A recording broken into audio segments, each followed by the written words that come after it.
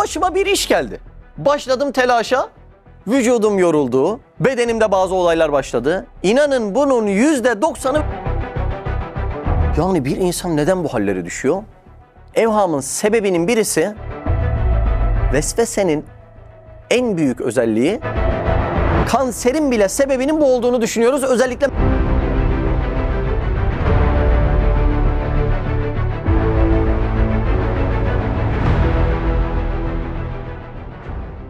Şimdi bu dersler güzel izleniyor. Çok da istifade ediliyor. Bununla ilgili çok güzel dönütler de alıyoruz da. Ama şunu fark ettik. YouTube'da abone olmadan izleyici sayısı çok yüksek. Biz geçen hafta bununla ilgili toplantı yaptık. Tek tek verileri, analizleri yansıttık. Yani ortalama %25 normal abone olarak takip edenler var. %75 de abone olmadan dersleri takip edenler var. Ama farkında değiller. Çünkü sürekli videolar karşısına çıkıyor, izliyor, aboneyim zannediyor. O yüzden bir bakmaları lazım yani abone miyim, değil miyim diye. Kontrol etmek gerekiyor. Aynı zamanda abone olduktan sonra bildirimleri de açmak gerekiyor. Abone olduktan sonra yorum yapma da bizim için çok önemli. Çünkü bu videolardan dönütleri de öyle alıyoruz. YouTube da buna çok önem veriyor. Diyor ki bu video izlenmiş. Bu video insana tesir etmiş. Kendine bir değişiklik oluşturmuş. Ondan dolayı da duygularını bize aktarmış diye YouTube buna çok ehemmiyet veriyor. O yüzden yani videoyu izledikten sonra video ile ilgili gerçek yorumlar, tam böyle etki ettiği yerler yazılsa çok güzel olur. YouTube buna da çok önem veriyor. Böyle olunca ne oluyor? Biz zaten buradaki maksadımız Hayalhanem olarak YouTube kanalı ya da sosyal medya mecrasını kullanmaktaki amacımız daha çok insana ulaşmak olduğu için bir insan evinde otururken bu videoları izlediği zaman, abone olup altına da yorum yazdığı zaman aslında o videoyu daha çok kişiye ulaştırmasına o evde oturan arkadaş vesile olmuş oluyor. Buradaki belki sevaba da ortak olmuş oluyor. O yüzden beğenip yorum yapmak isteyen katıla da abone olabilir. Katıla abone olduğu zaman da buradaki sosyal medya giderlerine de destekte bulunmuş oluyor.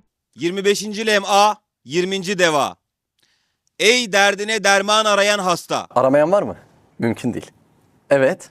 Hastalık iki kısımdır. Çok önemli. Bir kısmı hakiki, bir kısmı vehmidir. Şimdi dersin ana meselesini burada işleyelim. 2 tane hastalık var ama aynı hastalık. Neymiş bir kısmı? Hakiki. Diğer kısmı neymiş?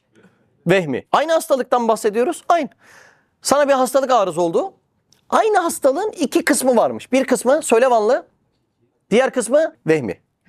Şimdi vehim dediğimiz kuruntuyla bir vesveseyi de ayıralım mı? Birbirine karışmasın diye. Derse öyle başlayalım. Vesvesenin en büyük özelliği var olanı yok gösterir. Abdestin vardır, vesvese gelir, yok dedirtir. Allah Allah. Doğru mu? İmanın vardır, vesvese gelir, yok dedirtir. Vesvesenin özelliği neymiş? Var olanı yok gösterir. Vehmin özelliği yok olanı var gösterir. Gece bir çorap görürsün köşede. Aa bu fare mi dersin? Var mı fare? Yok. Yok olanı ne gösterdi? Var gösterdi. Vesvesenin yeri kalptir. Vehimin yeri ise akıldır. O yüzden dersin girişinde kötü düşüncelerle başladık. Çünkü vehimin yeri akıldır. Vesveseyle vehim birbirinden ayrıldı mı? O birinci ayrım çok önemli. Vehimin çoğulu, buyurun, evham. Farz, efraz gibi. Lafız, elfaz gibi. Vehim, evham gibi. Vehimin çoğulu evhamdır. Bir görüşe göre vehim, vesveseden bir önceki adımdaki şüphelerin ismi diyor. Yani birisinin şeytan vehmini büyütecek, şüphe sarmalına sokacak, daha sonra aklından nereye geçecek? Kalbine vesvese olarak hücum ettiği şey de nedir? İmanın olacak. Anlaşıldı mı? Birisi de böyle bir yorum yapmış. Evet. Vehim ve hastalık. Şimdi şuraya tekrar gelelim. Hastalık 2 kısımdı. Hakiki, vehmi. Şurası çok elzem. Hastalığın hakiki kısmı %10. Evham yaptığımız kısmı da %90. Aynı hastalığı konuşuyorum ha. Farklı bir hastalık değil. Başıma bir iş geldi. Başladım telaşa. Vücudum yoruldu. Bedenimde bazı olaylar başladı. İnanın bunun %90'ı vehmi. Hakiki hastalığa kalan kısım ise sadece %10. Aynı hastalıktan bahsediyoruz. Çok enteresan ya. Allah Allah. Zaten bu oranları böyle biraz hayatı müşahede eden adamlar anlıyor. Bizim filanca bir tanıdık var. Başı ağrısa 20 hastane gezer. Yerinden kaldıramazsın. Ay ölüyorum, ay ölüyorum. Öyle geziyor. Başka bir tanıdık var. Kanserden ameliyat oldu. Ayağa kalktı. Yetimlere gitti, garibanlara gitti. İhtiyacı olanlara gitti. Koşturuyor, evinin yüzünü görmüyor. Doktor şimdi demiş yine metastaz yaptı vücudunda demiş. Şurası şişti. Yorgun yani. Yorgun ve argın. Yine bugün şehir dışında, yine başka yerlere gidiyor. İnsanlara yardım etmeye gidiyor. Çorba arabası yapıyorlar, gidiyorlar, ihtiyaç yerinde çorba dağıtıyorlar. Allah, aşevi yapıyorlar. Yardım geziyor. Şimdi Allah aşkına baş ağrısıyla kanseri de kıyaslayamayacaksak neyi kıyaslayacağız biz? Yani kanser gibi bir şeydeki adamın tavrına bak. Baş ağrısı gibi bir şeydeki adamın nazına bak. Şimdi buradan, şu ölçekten Allah aşkına, ya neden bu fark var sorusunun cevabında vehim gelmiyor mu akla? Demek ki hastalığın çok büyük bir oranında ruha bakan bir yan var. Öyle değil mi? Çünkü adam kanser, ameliyat oluyor, ayağa kalkıyor, metastaz yapıyor. Doktor oradan işte analiz etmek için yine teste sokuyor. Hala gidiyor, başkalarına yardım ediyor. Ve elhamdülillah biz mutlu mesut olduğuna da şahit olduk bu arkadaşların, biliyor musun? Mutlu ve mesut yani, böyle dinç bir şekilde duruyor. Allah Allah diyorsun. Ya bu adam kanser ameliyatından çıktı ve şimdi metastaz yapmış. Ve hala başkalarına koşturuyor bu adam. Ötekine bakıyorsun, başım ağrıdı dediğinde yataktan kaldıramıyorsun adamı. Şimdi yani bu hastalıkları kıyasladığında bir enteresan durum var. Demek ki hastalığın büyük bir oranı ruha bakıyor. O oranı da Üstad Hazretleri böyle kıyaslıyor. Hastalığın hakiki kısmı %10'dur. Hastalığın olmayan vehmi kısmı. Vehim neydi? Yok olanı var göstermek. Nasıl oldu değil mi? Hastalığın vehmi kısmı, yani yok olanı var gösterilen kısmı ise %90. Orana bakar mısınız? Subhanallah. Allah Allah. Vehim, merak ve takıntı. Şimdi bu evhamın sebebi nedir? Yani bir insan neden bu hallere düşüyor? Evhamın sebebinin birisi olayın nereye gideceğini kestiremiyor. O da neyi tetikliyor biliyor musun? Bir olayın nereye gideceğini kestiremeyince de merak başlıyor bu sefer. Kazıyor altını kazıyor, kazıyor altını kazıyor. Başıma gelen bu olayın neticesi ne olacak? Başladım merak etmeye. Başladı. Allah Allah. Acaba benim bu hastalığım nasıl sonlanacak?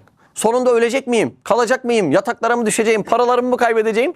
Var mı bunlar aklına gelmeyen? Biraz ağır bir hastalık başladığında, öyle değil mi? Allah Allah. Demek ki onu asıl tetikleyen olay merak. Çünkü merak doğru kullanılmadığında bir insanda takıntı oluşturuyor. Takıntı yapınca da yoğunlaşıyor ve oradan çıkamıyor. O yüzden Üstad Hazretleri şöyle bir cümle ediyor. Acayip bir cümle ya. Acayip. Meyus. Meyus, ümitsiz. O takıntı adamı nereye götürüyor? Ümitsiz. Bitti benim işim ya, bitti. Bitti, ben yokum artık. Yarın bir gün yokum. Ne oldu hemşerim? Başım ağrıyor. Allah Allah, ya böyle bir şey değil ki. Meyus ve ümitsiz bir hastaya manevi bir teselli, yani onu inançlı hale getirmek, bazen 1000 ilaçtan daha ziyade nafidir. Yani faydalıdır. Bak cümleye bak. Yine hangi kısma ilaç vermeye çalışıyor Üstad Hazretleri? %90'lık vehmi kısma ilaç vermeye çalışıyor. Bakın biliyor musunuz, tıp bunu kabul etmiş. O yüzden hastaya önce moral verin diyorlar. Siz de şahit olmuşsunuzdur. Neden bunu diyorlar biliyor musunuz? Sebebi şu. Vehim, stres. Kardeş bunlar. Doğru mu? Hatta vehim gelince ilk karnında hisseden var mı? Midesinde, bağırsaklarda, değil mi? Hemen orası baskılanıyor değil mi? Hemen oradan başlıyor. Mesela sonunu kestiremediğin bir olay var. Sonunun Allah'ın elinde olduğuna da inanmıyorsun. İnansan öyle yapmazsın değil mi? İmanın yetmiyor oraya yani. Ya bu olayların hepsinin dizgini Allah'ın elinde diyemiyorsun. Yetmiyor iman. Başlıyorsun kurmaya, başlıyorsun. Nerede hissediyorsun stresi? Midede. Hastalığın vehmi kısmı, %90 kısmı kardeşi nedir? Strestir. Stres neyi baskılıyor biliyor musunuz stres? İmmün sistemini, yani bağışıklık sistemini baskılıyor. Kontrol altında olması gereken hücrelerde bir serbestiyet oluyor ve o serbestiyetin neticesinde iş kansere bile gidiyor. Şimdi kansere bile dedim ama 2 tane doktorun söylediklerini söylemem lazım size. 2 tane yabancı doktorun yazısından aldım.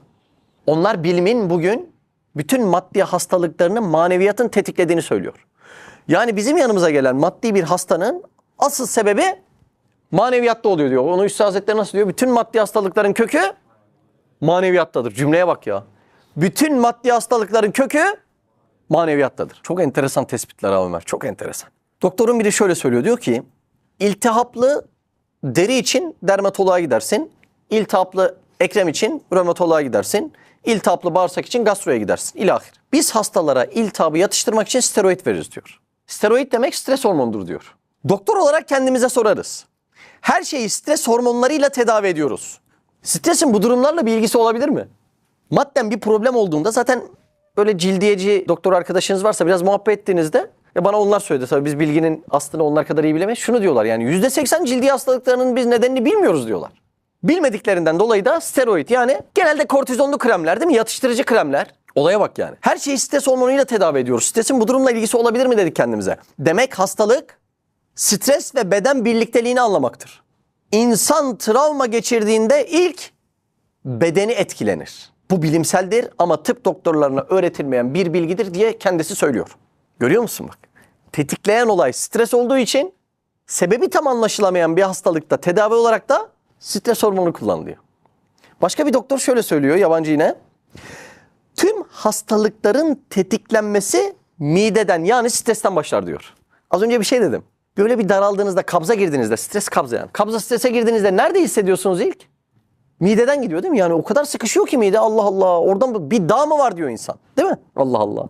Tüm hastalıkların tetiklenmesi mideden, yani stresten başlıyor. Kanserin bile sebebinin bu olduğunu düşünüyoruz. Özellikle meme kanseri diyorlar. Yapılan araştırmalar bunu göstermiş. Görüyor musunuz? Yani bütün maddi hastalıkların kökü maneviyattadır. Maddi hastalıkları sürekli tetikleyen şey maneviyat oluyor. Maneviyat kısmı da bir hastalığın, hakiki vehmi dedik, %90 kısmı oluyor. Çünkü kalan %10 kısmı hakiki hastalık. Fıtığın mı var? İşte o çıkan fıtığın siyatiği zorluyor. İşte %10'u orası. Migrenin mi var? Biraz başını ağrıtıyor. %10'u orası. Ayağın mı kırık? İşte o ayağında bazen ağrı oluyor. %10'u orası. Kalan senin böyle halden hale girmelerin işin %90'ını oluşturuyor. Olayı görüyor musunuz oranı? Allah Allah.